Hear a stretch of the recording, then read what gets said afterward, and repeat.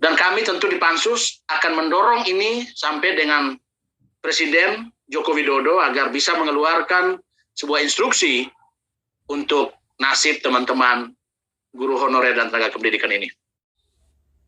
Ini memang kembali sebuah dilema yang disampaikan bahwa apakah kita akan merekrut para guru honorer ini untuk menjadi ASN atau kita perlu berorientasi pada kompetensi. Saya kira pertanyaannya juga, guru honorer ini sudah sebegitu lama, kenapa tidak ada upaya selama ini untuk mendorong supaya ada peningkatan kompetensi? Saya kira kompetensi yang di bawah standar ini tidak bisa sepenuhnya kita salahkan kepada mereka. Tapi negara punya kewajiban untuk memberikan pelatihan untuk meningkatkan kompetensi mereka. Nah, inilah keabaian kita selama bertahun-tahun ini. Nah, saya kira kekeliruan seperti ini, lantas apakah mereka ini harus menjadi korban untuk tidak mendapatkan apa yang menjadi hak-haknya yang selama ini dijanjikan kepada mereka. Nah, itu saya tadi menyampaikan, saya kira masalah ini harus kita selesaikan di sini.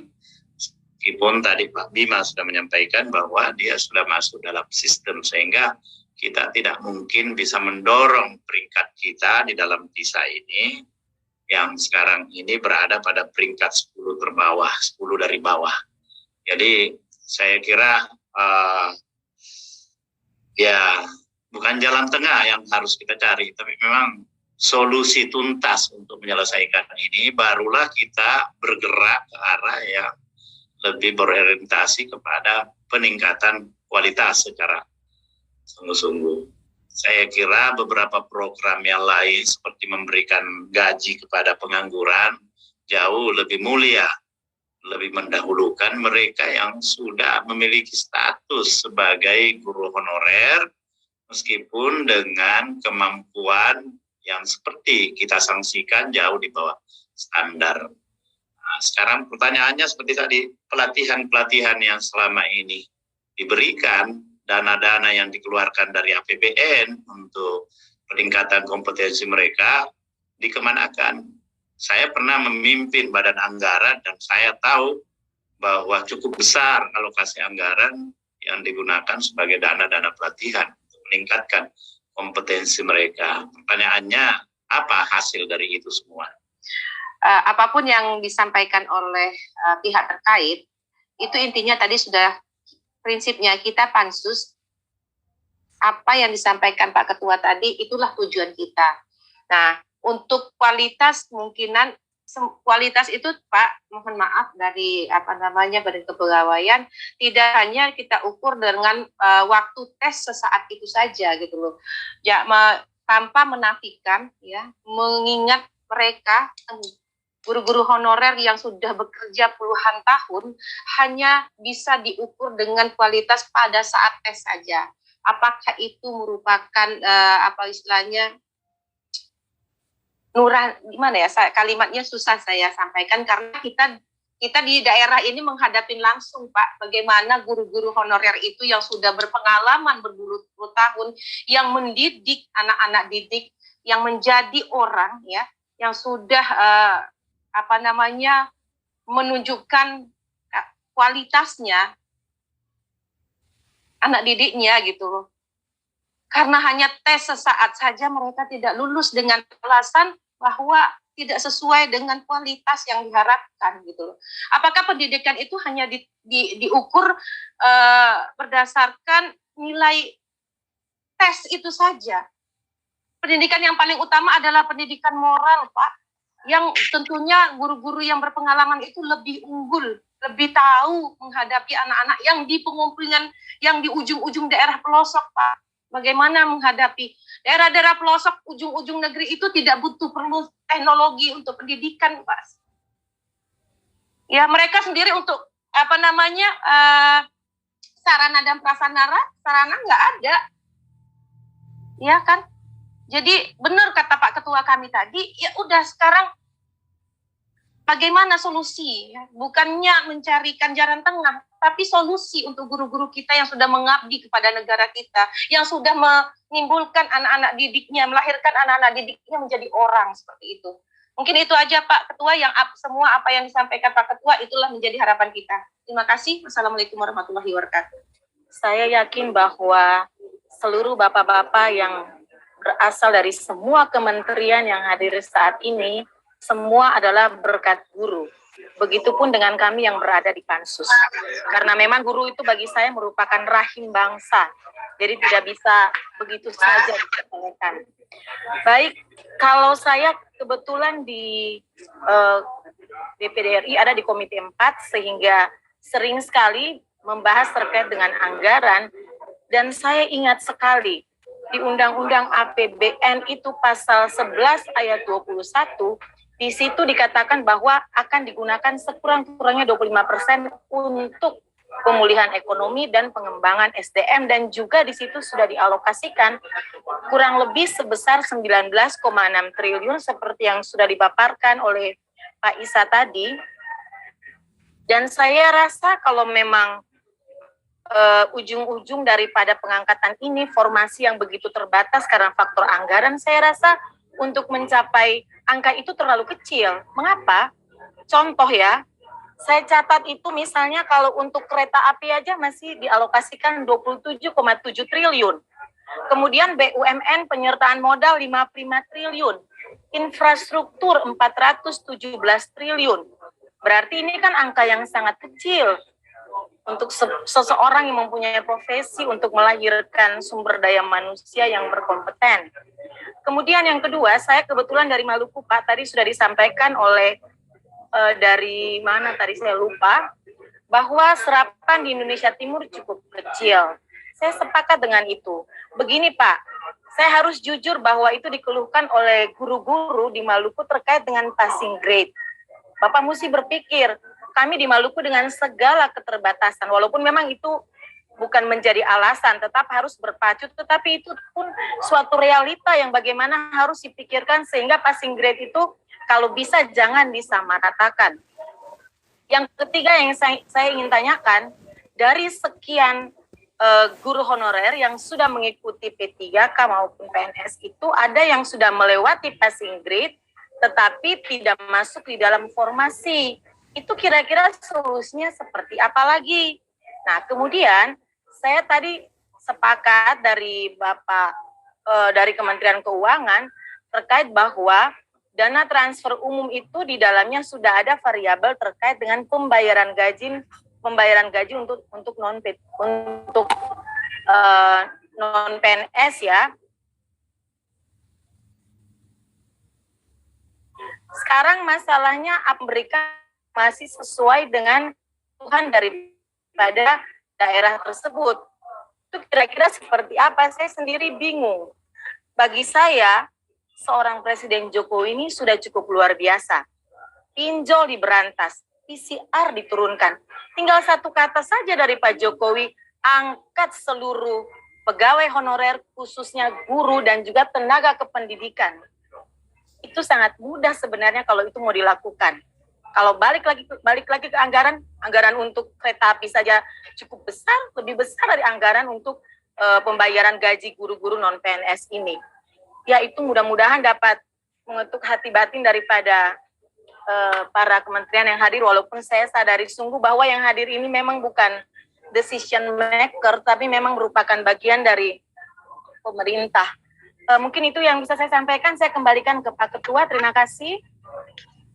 Saya ingin melanjutkan dan juga mungkin mempertegas ya yang disampaikan oleh teman-teman terdahulu. Yang pertama, saya harus katakan jujur bahwa respons teman-teman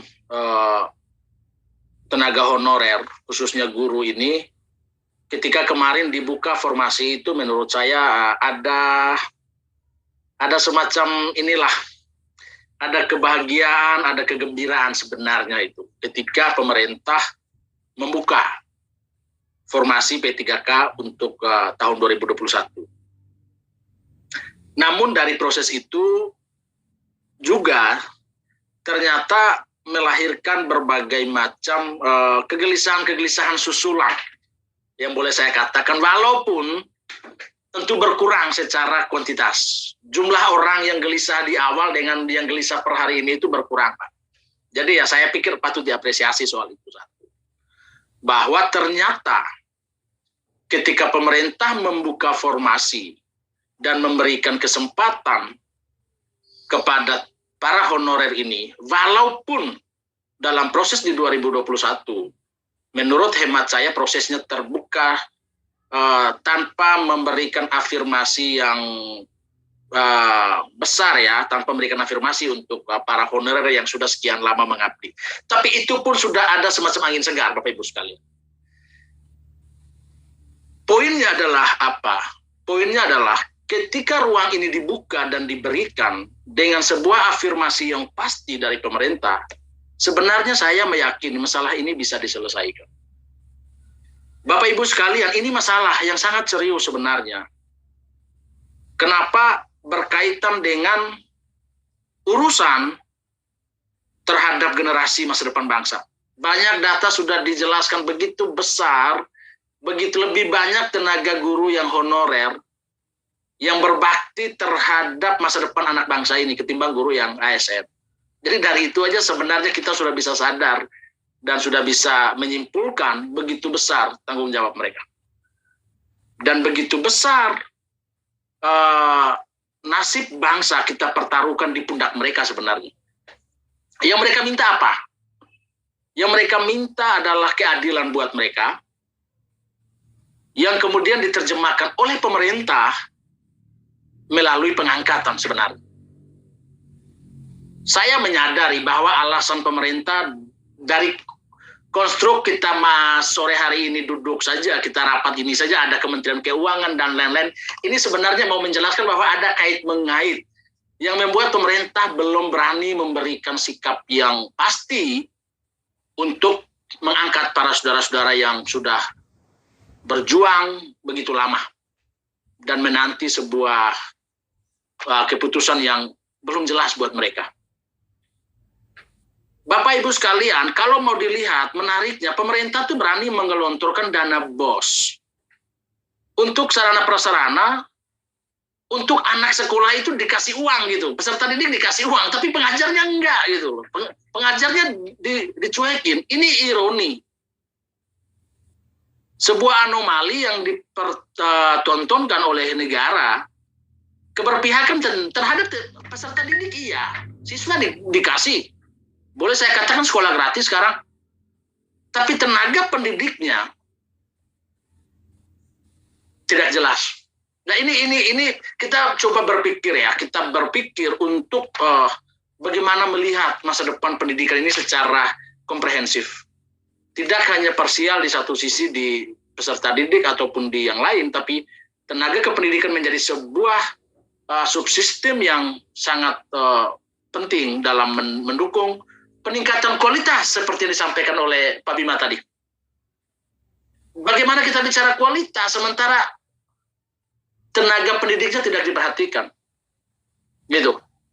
Bagaimana kita bicara kualitas sementara saya kebetulan saya SPD Pak, saya guru, saya matematika. Sebagian besar teman-teman saya misalnya yang saya angkatan karena satu kampus tentu guru. Ya bagaimana mereka mau membuat pembelajaran yang baik dan maksimal ketika mereka hadir di sekolah dalam kegelisahan yang luar biasa soal hidup mereka.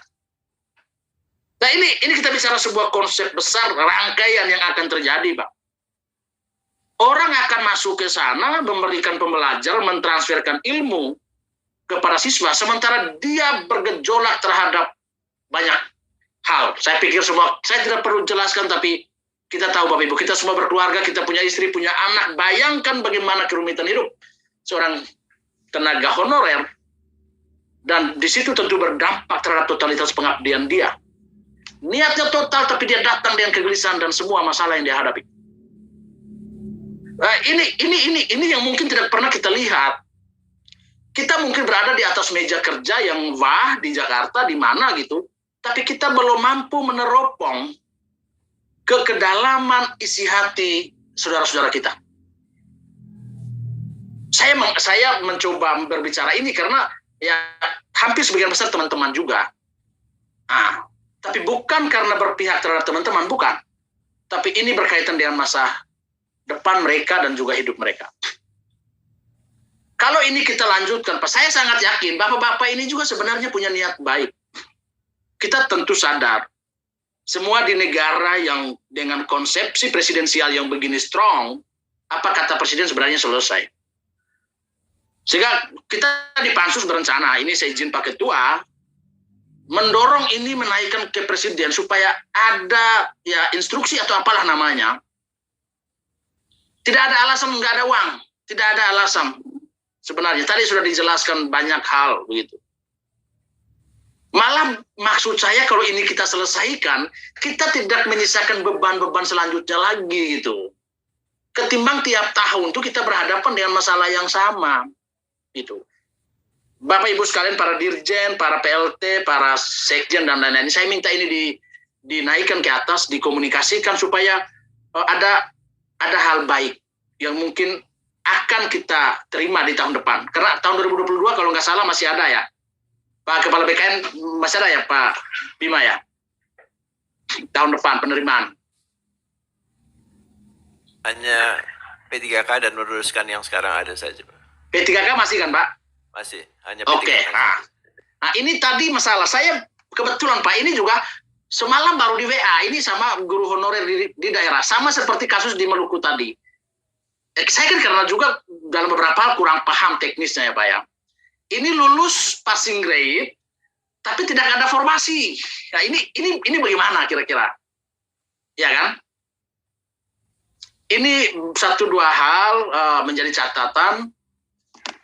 Kalaupun tahun depan masih kita konkretkan yang belum lolos kemarin itu sisa berapa dipikirlah oleh pemerintah solusi terbaiknya. Kalaupun memang ini menjadi hadiah yang luar biasa oleh pemerintah terhadap orang yang mengabdi puluhan tahun ini. Puluhan tahun orang mengabdi. Pak, 150.000 sebulan ini.